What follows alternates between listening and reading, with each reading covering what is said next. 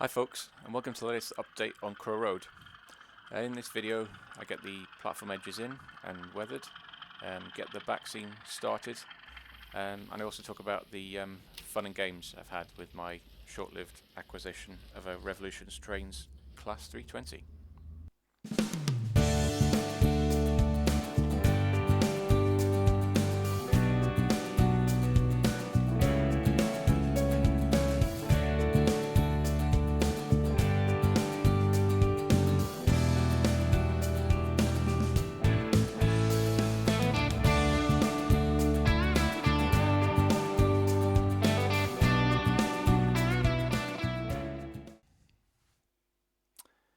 In the last video I got the track down on a cork base and we got some trains running.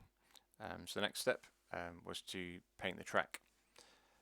To do this I used the Rail Match Rail and Sleeper Grime acrylic paint, which I just painted to the rail sides, and then once that was dry I then used my old track rubber just to clean the paint off the top of the rails and to get it back into running condition again. I then wanted to get the platform edges in, and to do that I bought some PECO concrete platform edges, which are the closest match to the concrete edges in places like Hindland and Partick that I could find, although I think they're actually based on more of a southern region design from what I've seen. These were given first a spray of grey acrylic primer, and then I was onto the weathering. I used the platform edges at Partick Station as the inspiration for how I wanted to weather them, which, as you can see in the photo, is kind of a mix of blacks, browns, and a bit of white, and all this generally gunky colours. To try and replicate this, I tried a couple of techniques first. So as you can see in this photo, on the left is just using sort of brown weathering powders rubbed in using my thumb, which is quite a good match for actually the platforms that haven't, if you're going to model that. In the middle is the effects you get from just using washes, and then on the right is a combination of both the washes and the powder. So you use the wash first, then wait for that to dry, then apply the powder. And this was then done to all the platform edges that I had.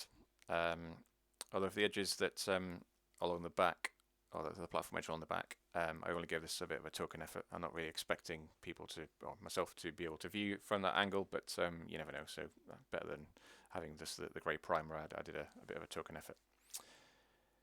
And once that was done, I then gave it a few coats of matte varnish, as these will get quite wet when it comes to ballasting the track later, and I really didn't want the effect to run off.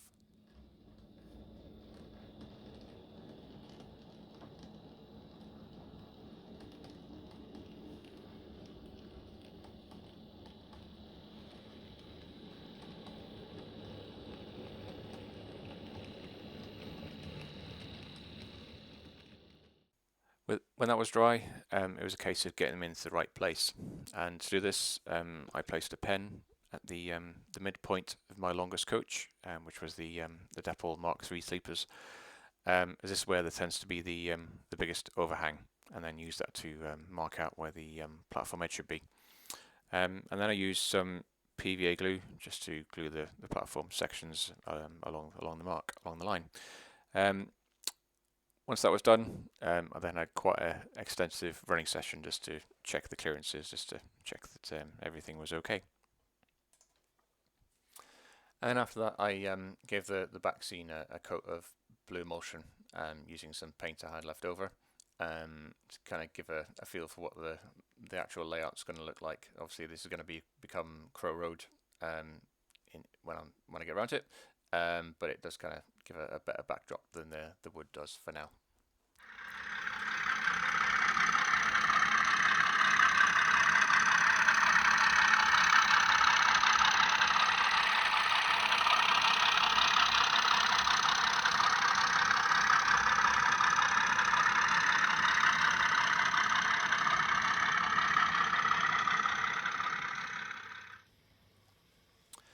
As it's my birthday coming up, I thought I'd treat myself to a Revolutions Trains Class 320, which is prototypical for the location and the era that I'm modelling, in sort of SPT Carmine and Cream livery. I think you get them from the Model Rail Scotland website.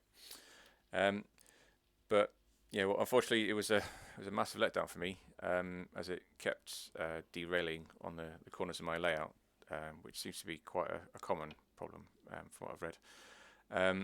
I did contact the shop that I got it from, who recommended sort of loosening the bogies on the non-powered cars, which helped a little bit, but most of the derailments I found were on the actual power car itself. And yeah, as you can see in this video, it just keeps happening again and again and again. The other problem I had with it was one of the coaches kept uncoupling. I don't know if you know, but for these trains, there's quite a unique method of connecting them together, which I guess is to allow for DCC control between the coaches.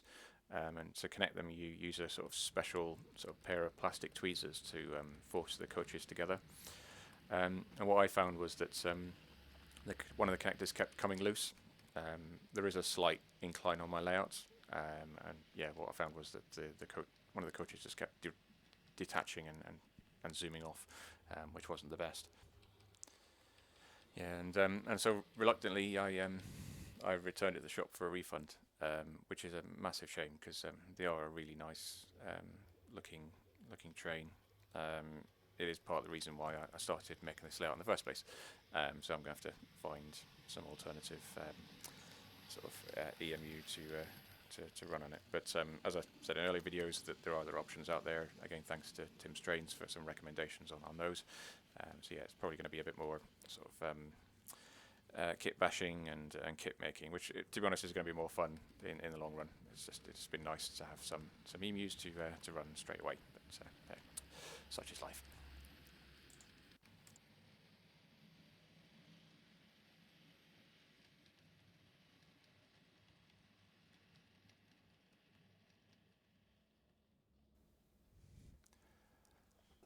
But on the plus side, we'd have some birthday money to spend, and with that money, I found this Class 37 in EWS livery on eBay.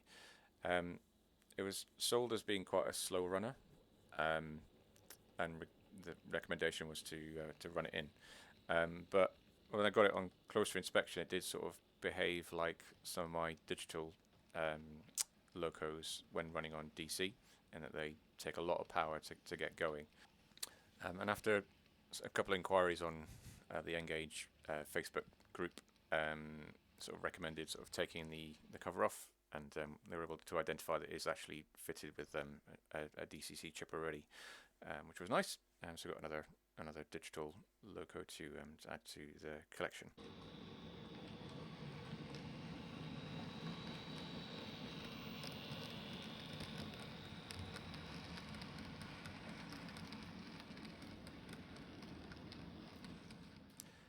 And the only other thing I've been working on recently is some coaches, or a coach for the Fort William sleeper. So as I mentioned in the previous video, that's one of the trains I want to run this layout. So in kind of sort of recent times, when it was hauled by the Class 73s, before it moved over to the Mark 5 coaches, they did run some Mark 2 coaches in sort of the sort of liveries that you wouldn't expect to see. So there's a former Virgin Trains livery Mark II. There's Intercity Mark II coach as well. So yeah, just trying to represent those. Found the Virgin Train coach on eBay, and wanted to remove the Virgin markings on it. And so to do that, I used my fiberglass pen. It's dead easy, just kind of rub away the Virgin markings, and yeah, that's what the coach you can see here is what I come up with. So that's pretty much where I'm up to. So yeah, let me know what you think in the comment section below. Hope you enjoy this latest update, and I'll see you all next time.